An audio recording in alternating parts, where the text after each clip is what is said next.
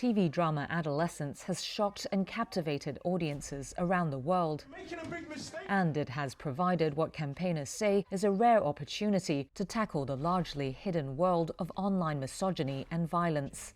It was released on Netflix on March 13th about a 13-year-old boy accused of murdering a young girl.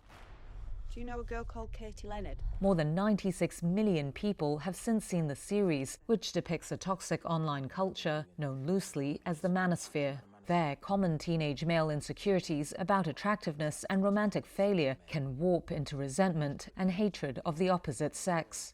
Experts say the show shines a spotlight on the possibility of this culture taking hold of young boys.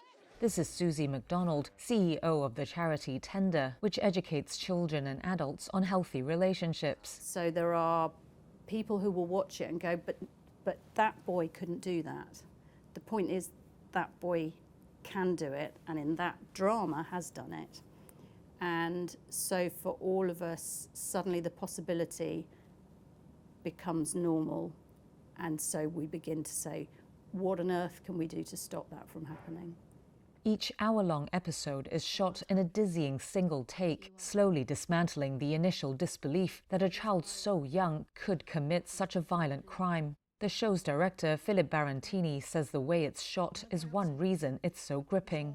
It's hard to sort of take your eyes off the screen because there's no cuts. Just focusing in on two people in a room, not shying away from pauses and not shying away from people's just saying nothing.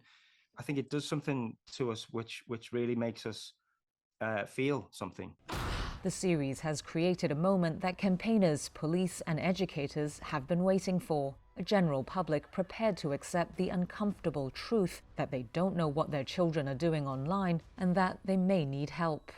McDonald says Tender is working with Netflix to produce teaching materials for schools using script excerpts and clips of scenes to spark wider discussion.